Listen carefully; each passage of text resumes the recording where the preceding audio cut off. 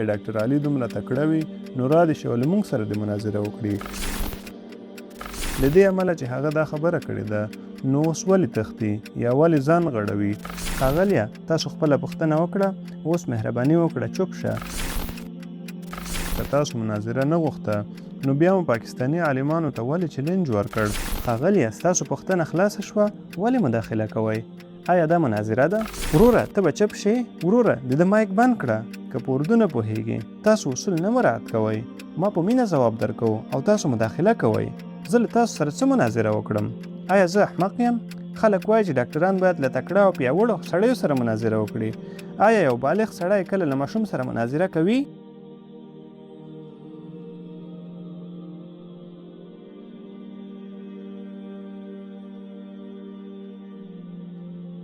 زما نوم پادري علي شفیع عالم دی او زه غواړم له ډاکټر علي څخه یوه پوښتنه وکړم.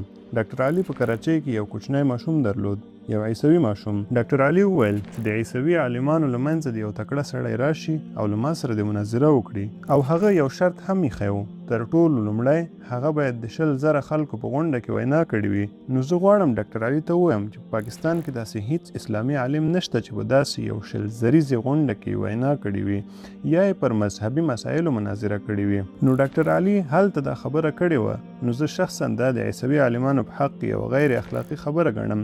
دلیل یې دا دی چې اوس ډیری عیسویان په فیسبوک او یوټیوب کې د ډاکټر علي په اړه کمنټونه یعنې تبصرې کوي چې زه یې شخصا نه خوښوم.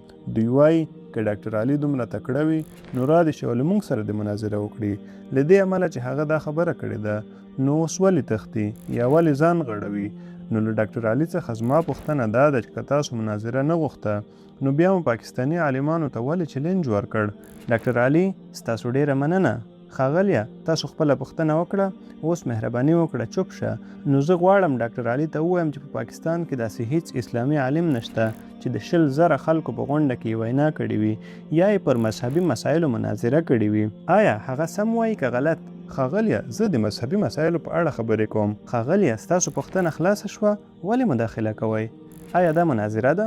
ما تاسو ته په مینه د پوښتنې چانس درکړ، ما مداخله ونه کړه. اوس په آرامۍ سره واورئ. که زه پوښتنه کوم نو پرېږده چې په آرامۍ یې وکړم. ښاغلیه ستاسو وخت ختم دی، پوه شوې؟ هو زه پوه شوم.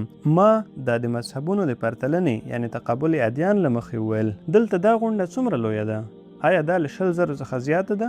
آیا نه ده؟ زه خپل ورور اسحاق نشم لیدلی. آیا دلته له 100,000 څخه زیات خلک راغونډ شوي؟ آیا په کراچۍ کې له 100,000 څخه زیاته غونډه شته؟ ښاغلیه دلته یو پاکستانی عالم شته، دلته هیڅ پاکستانی عالم نشته. هو زه همدا وایم. ما کله وویل چې زه غواړم له کوم پاکستانی عالم سره مناظره وکړم؟ ما دا چیرته ویلی دي؟ ما وویل چې ستاسو څخه هر یو چې عیسوي عالم وي که په پاکستان کې وي او که له پاکستان څخه بهر وي، او زه پوهیږم چې په نړۍ کې لږ تر لږه 100 عیسوي مبلغان شته، لږ تر لږه حتی هندوان چې له 50,000 څخه زیاتې غونډې لري. ښاغلیه زه له هغوی سره مناظره نه کوم. وروره ته به چپ شې؟ وروره د ده مایک بند کړه. که په اردو نه پوهیږې تاسو اصول نه مراعت کوئ. ما په مینه ځواب درکوم او تاسو مداخله کوئ. زه له تاسو سره څه مناظره وکړم؟ آیا زه احمق یم؟ خلک وایي چې ډاکټران باید له تکړه او پیاوړو سړیو سره مناظره وکړي.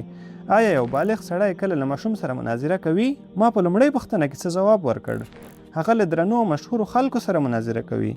دا خلک نه اوري، دا خلک د پسونو د رمې غوندې دي. تاسو پوهیږئ چې د پسونو رمه همداسې ګرځي؟ دوی په ذهن کې پوښتنو ته غوږ نه نیسي او یوازې یې تکراروي. همدا ستونزه ده. زه له ده سره څه مناظره وکړم؟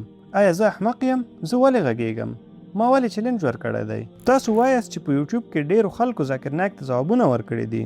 تاسو باید څه وکړئ؟ ستاسو پادریان لکه مورې سیریلو، بینی هین، فرانکلین ګراهام دا غټ نومونه دي. خپل د لاسلیک کتابچه هغوی ته یوسئ ورته او ورته ووایاست چې ډاکټر ذاکر نایک ته یو څوک ورواستوئ. تاسو ته $5 میلیونه درکړل شي، واخلئ یې. هغه به تاسو بهر وغورځوي ځکه هغه پوهیږي چې بند بشي او راګیر بشي. تاسو به مشهور شئ. ما له ډاکټر ذاکر نایک سره مناظره وکړه. هر څوک په نړۍ کې مشهور دی. که څوک غواړي مشهور شي نو د یو مشهور کس په خلاف د خبرې وکړي. دا د انسان فطرت دی. ما هم دا کار هغه وخت وکاوه چې زه ډیر مشهوره نه وم. خلکو به له ما سره مناظره کوله. د هغوی غبرګون څه و؟ اوس زه هغوی ته وایم چې یو مشهور سړی راولئ، که نه نو خلک به وایي چې هغه ماشومان وهي، یعنې له کمزورو سره مناظره کوي. زما چلنج روښانه و. هر څه چې تاسو وایاست غلط دي. تاسو د عیسویت په فلسفه نه پوهیږئ او تاسو لکه د ماشوم غوندې یاست، نو یو تکړه سړی راولېږئ. زما مطلب دا دی چې یو مشهور کس راولېږئ. ارزښت نشته، خلک پر هغه باور کوي. زما لپاره د پی ایچ ډي لږ تر لږه $50,000 $10,000 یا $20,000 غونډه ولري. که هغه په پاکستان کې نه وي نو له پاکستان بهر یې راولئ. آیا عیسویت په پاکستان پورې محدود دی؟ آیا عیسوي عالمان له پاکستانه بهر نشته؟ که یو امریکایي عالم راشي، هغه یعنې ستاسو په نظر ښه پاکستانی عالم نه دی؟ څوک به ښه وي؟ امریکایي که پاکستانی؟ امریکایي، خو هغه فکر کوي چې پاکستانیان به ښه وي. د اسلام، قرآن او نورو شیانو په اړه خو پاکستانی کیدای شي. خو زه ولې له یو پاکستاني سره د عیسویت په اړه خبرې وکړم؟ خلک به وایي چې هغه په پاکستان کې ماشومان وهي. دا زما ویاړ دی چې زه امریکا ته تللی یم. زه امریکا او بریتانیا ته تللی یم. زه ډېرو ځایونو ته تللی یم. نو دا ناپوهي ده چې تاسو یوازې شهرت غواړئ. زه انتظار کولی شم، خو تاسو نه پوهیږئ. د خاموشۍ خبره ده، وخت ضایع کول دی او بیا تاسو بحث کوئ. تاسو باید یو اصول تعقیب کړئ. همغږي کوونکي یعنې مسؤل څه وویل، هغه څو پوښتنې وکړي، له 3 تر 4 جملو پورې، مګر تاسو 10 جملې وویل. هغه هیڅ ونه کړل. ولې؟ ځکه چې تاسو غیر مسلمان یاست. زه له تاسو سره مینه لرم، مګر له اخلاقه ناوړه ګټه مه اخلئ. اوس څه وخت دی؟ آیا ستاسو پادریان کله هم تر 2 بجو پورې خبرې کوي؟ آیا هغوی دا کار کوي؟ هغوی خلکو ته د پوښتنې چانس نه ورکوي، ځکه هغوی پوهیږي که خلک ته د پوښتنې چانس ورکړي نو هغوی به مجبوره شي چې پروګرام بند کړي. د پوښتنې او ځواب یو اصول وي. ما ورته وویل چې دا د انجیل څخه ثابته کړه، مګر هغه ثابت نه کړه. هغه هوښیار سړی دی. په کلیسا کې 10,000 خلک وي. په کلیسا کې تاسو د خدای عبادت ته راځئ که د پادریانو اورېدلو ته؟ نو کله چې موږ ته چیلنج راکړل شي، موږ به مقابله کوو. که تاسو دا غواړئ، ملک شاه ته راشئ، ټیکټ واخلئ، یو سالون په کرایه کړئ. زه به خپل شاګردان ورولېږم. ولې نه؟ یو سالون په کرایه کړئ، زه به خپل شاګردان ورولېږم. زما زوی به دا کار ونه کړي. د دې لپاره یو معیار یعنې یو سټنډرډ شتون لري.